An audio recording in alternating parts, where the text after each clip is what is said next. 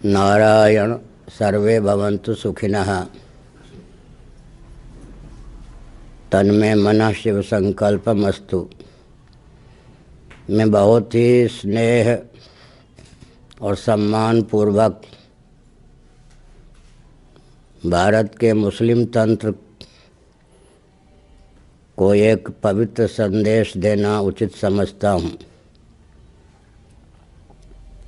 भले ही पूर्व समय में मानवता की धज्जी उड़ाकर बाबर जैसे व्यक्ति ने उन्मादपूर्ण ढंग से शासन किया हो, सनातन प्रशस्त मानबिंदुओं को विकृत और विध्वंस किया हो, लेकिन विचारक, मानवोचितशील और स्नेह से संपन्न मुस्लिम तंत्र का यह दायित्व होता है कि वह ऐसे किसी भी व्यक्ति के नाम पर अपनी आस्था व्यक्त न करे, उसके उपलक्ष्य में कहीं भी शिक्षण प्रशिक्षण संस्थान या मस्जिद का निर्माण न करे।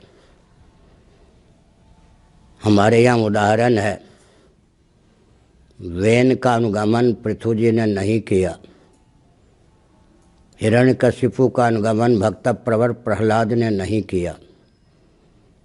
आज आवश्यकता है कि मुस्लिम तंत्र भी किसी वरवर व्यक्ति का अनुगमन न करे। एक संकेत और करना मैं उचित समझता हूँ। विभाजन के बाद के भारत में मुस्लिम तंत्र इतना सुरक्षित है जितना पाकिस्तान, बांग्लादेश, अरब राष्ट्र में सुरक्षित नहीं है। इतना ही नहीं, 3 मुसलमान सज्जनों को भारत ने राष्ट्राध्यक्ष या राष्ट्रपति का पद दिया। शिक्षा मंत्री के पद को भी मुसलमान सज्जन संभाल चुके हैं। वीपी सिंह के शासनकाल में एक मुसलमान सज्जन को गृह मंत्री का पद दिया गया। नरसिंह राव के शासनकाल में एक मुसलमान सज्जन माननीय उच्चतम न्यायालय के मुख्य न्यायाधीश हुए।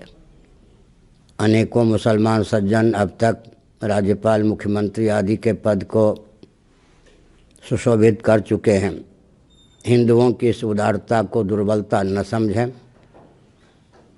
अतः भले ही सत्ता लोलुपता और दूरदर्शिता के चपेट में आकर कोई न्याय तंत्र या शासन तंत्र उन्हें अयोध्या जैसी पवित्र भूमि में, काशी या मथुरा में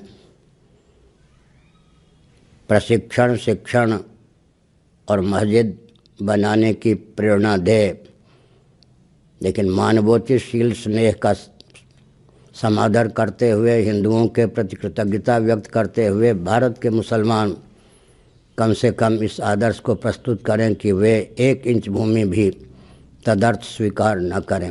मैं एक संकेत करना उचित समझता हूँ। पूरा विश्व उद्घोषित करेगा कि भारत के मुसलमान बर्बरता के पक्षधर नहीं हैं, मानवोचितशील और स्नेह के पक्षधर हैं। मैंने पहले भी मुस्लिम तंत्र से कहा था कि अगर आपको लगता हो कि आपका कोई हितैषी, हितज्ञ, हित करने में तत्पर मुल्ला है या राजनेता है या राजनीतिक दल है, आप बेखट के उस तंत्र का, व्यक्ति का अनुगमन करें। अगर आपको लगता है कि ये आपको उन्माद के मार्ग पर ले जाने वाले हैं, तो आप उनका अनुगमन न करें।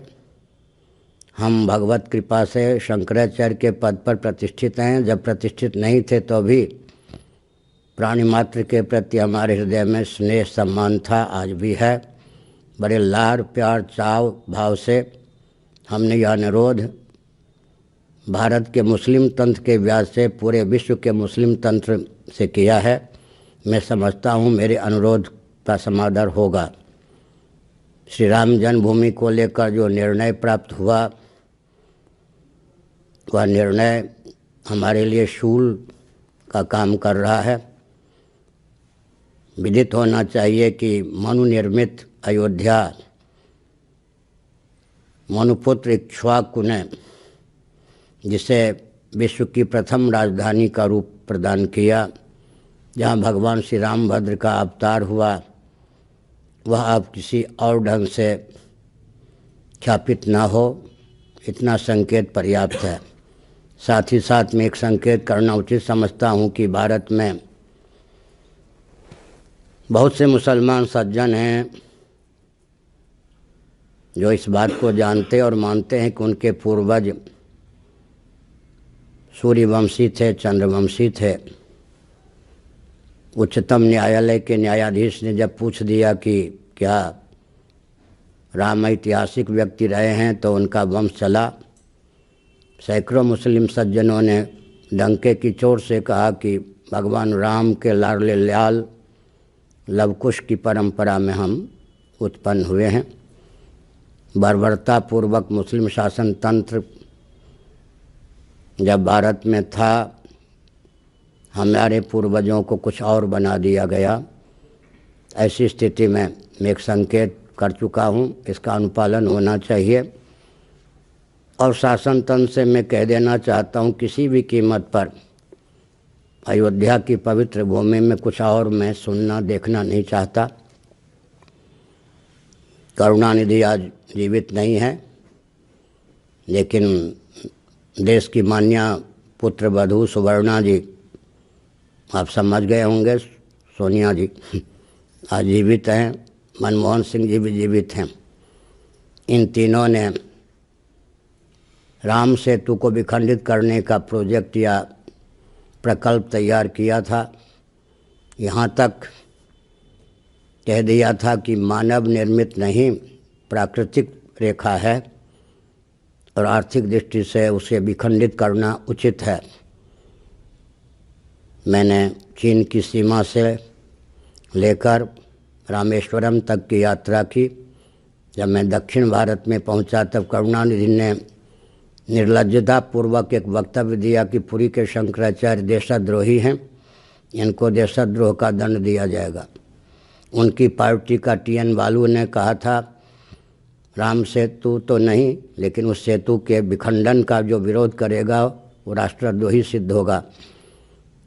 अब एक विचित्र बात है कि राष्ट्रद्रोह का काम करने वाले राष्ट्रभक्त और राष्ट्रभक्ति का परिचय देने वाले राष्ट्रद्रोही, तो हम कैसे माने कि मानवोचिशील की सीमा में भारत स्वतंत्र देश है। आपको सुनकर आश्चर्य होगा, मैंने श्रीलंका से संपर्क किया था, साथ ही साथ तटवर्ती सीमा रक्षकों से, अर्थशास्त्र के विशेषज्ञों से। सब ने यही मुझे संदेश दिया कि विखंडन किसी भी प्रकार से हितकर नहीं है। और एक विचित्र बात है कि सेतु जब तक है तभी तक श्री रामभद्र के द्वारा प्रतिष्ठित शिवलिंग भी है और रामेश्वरम भी है, ये सुनिश्चित तथ्य है।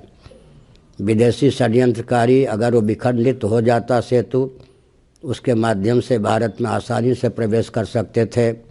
आज भगवत कृपा से श्री राम सेतु सुरक्षित है। घटना यहाँ तक घटी थी कि जॉर्ज फर्नांडिस के कहने पर भारत के प्रधानमंत्री वाजपेयी जी ने भी हरी झंडी दे दी थी सेतु तुड़वाने के लिए। लेकिन सब कुछ होने पर भी आज राम सेतु सुरक्षित है।